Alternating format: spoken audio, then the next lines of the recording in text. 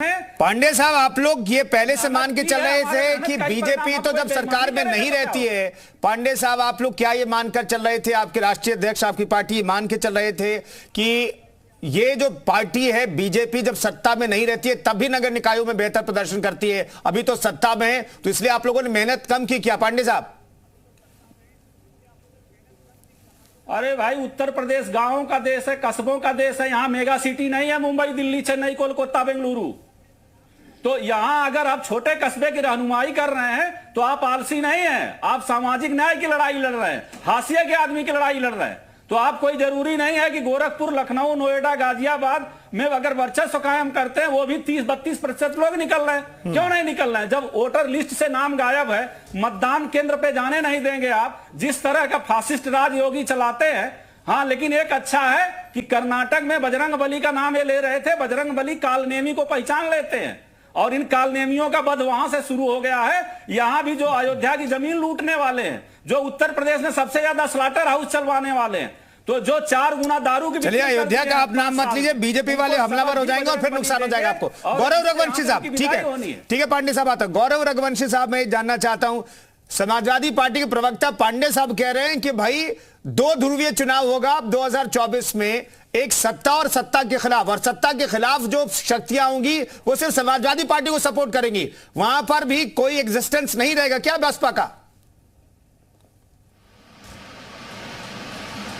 देखिए कुंदन जी, पहले तो उस पर बात की जाए कि कानून व्यवस्था और बीजेपी क्यों इनकाउंटर की बात करती है, क्यों सब चीज़ों की बात करती है।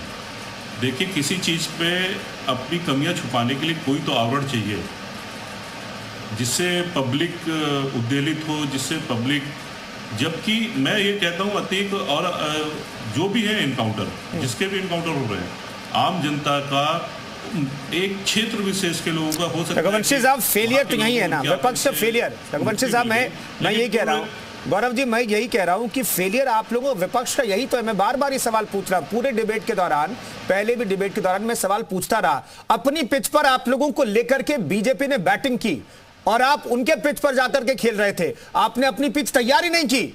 गौरव साहब, छोटा जवाब सर। नहीं कुंदन जी, देखिए क्या है, मैं वही कहना चाह रहा हूँ कि आज सत्ता अगर भाजपा की है तो भाजपा के पास संसाधन भी उसी हिसाब से है, भाजपा के पास प्रचार माध्यम भी उसी तरीके के हैं, और तमाम चीज़ें हैं और तमाम फैक्टर हैं जो इस चुनाव में आए। लेकिन जहाँ तक नगर निगम की बात है, यहाँ तो भाजपा के जो वोटिंग परसेंटेज मिला है या वोट मिला है, उसमें आप जरा एक सर्वे ये भी करिए कि वहाँ पे कौन सा वोटर रहता है, किस समाज का वोटर रहता है। उस जाति का वोटर ज़्यादा रहता है जिसको धर्म के नाम पे बेवकूफ़ बनाया जाता है और उसको दिया कुछ नहीं जाता है, केवल धर्म के नाम पे बेवकूफ़ बनाया जाता है। और कौन है गौरव जी? जल्दी से बता दीजिए कौन है ये, आप आ जाइए सर, क्लियर बता दीजिए ना कौन है ये, अगले चुनाव में शायद वो बेवकूफ ना बने। शायद उन्हें प्रबुद्ध वर्ग ही कहा जाता है। ठीक है जैन साहब। और दूसरा गौरव जी मैं आता हूं, अगर वक्त बचा तो दोबारा सेकंड राउंड में भी आपके पास आऊंगा। एक है जैन साहब, सारे मैं जल्दी से एक लाइन और कहिए। आप अगर सारे परिणामों की समीक्षा करेंगे तो अगर आप नीचे आते जाएंगे तो नगर पार्षद, जो पार्षद लोग हैं, उनकी अगर संख्या देखेंगे तो 20% भी नहीं जीती है बीजेपी। 20% नहीं, हो सकता है 9% भी हो।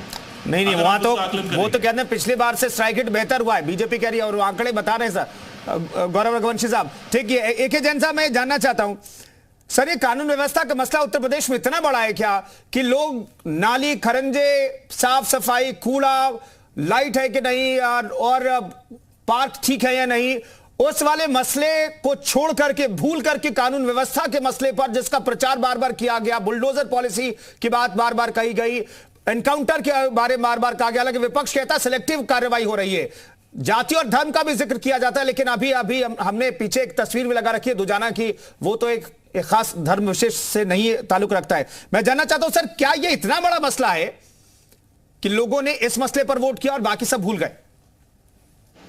देखिए, उत्तर प्रदेश में हमेशा से कानून व्यवस्था और अपराध एक बहुत बड़ा मुद्दा रहा है और इसी वजह से ये कहा जाता है कि ये बीमारू प्रदेशों की सूची में इसका नाम था, बाहर का इन्वेस्टमेंट यहाँ प्रदेश में नहीं आता था। तो बाकी सब चीजें तो बाद के विषय हैं कि खड़ंजा बना कि नहीं बना, नाली बनी कि नहीं बनी, पार्क में सुधार हुआ कि नहीं हुआ जी, वो भी हो जाएगा। पर साथ ही साथ सबसे महत्वपूर्ण है कि जो ये बुनियादी विषय हैं जिनसे हर व्यक्ति अपने परिवार के सदस्य को लेकर चिंतित रहता है, उसके ऊपर ठोस कार्रवाई होनी चाहिए और यूपी पुलिस उस दिशा में लगातार आगे बढ़ रही है। जी ठीक है, तो इसका फायदा बीजेपी को मिल गया। रुद्र प्रताप दुबे साहब, क्या वाकई में कानून व्यवस्था का मसला इतना बड़ा है कि लोकल चुनाव से लेकर के अब लोकसभा का चुनाव होगा तब भी बीजेपी के साथ लोग जुड़ जाएंगे? क्योंकि बीजेपी की स्ट्रैटेजी यही है कि जो लोकल स्तर पर जो पैन यूपी का जो मसला नहीं था, जो एक शहर का मसला था, एक कस्बे का मसला था, उसे पैन यूपी के मसले पर हमने हिट कर दिया है। तो पैन इंडिया का जब मसला होगा तो पैन यूपी वाला मसला वहां पर भी हिट हो जाएगा।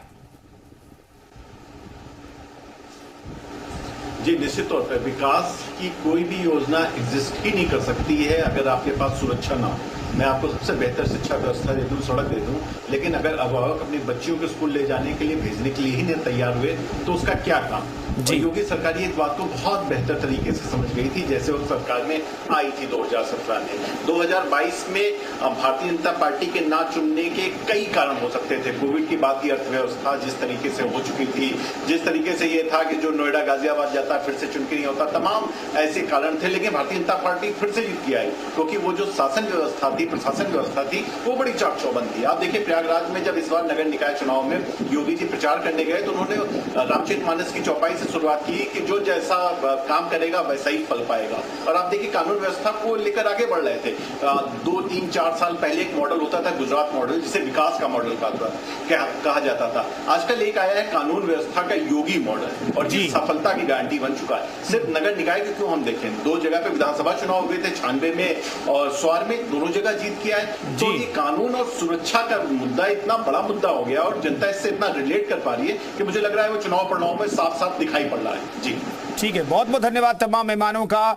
तो जब 2024 का चुनाव होगा और पैन इंडिया इशू पर चुनाव लड़े जाएंगे तो केंद्र सरकार की योजनाओं का जिक्र तो होगा, लेकिन कानून व्यवस्था के मसले पर जो योगी का मॉडल है उसका जिक्र भी बार बार बीजेपी करेगी और उसके आधार पर भी 2024 की जंग जीतने की कोशिश करेगी। फिलहाल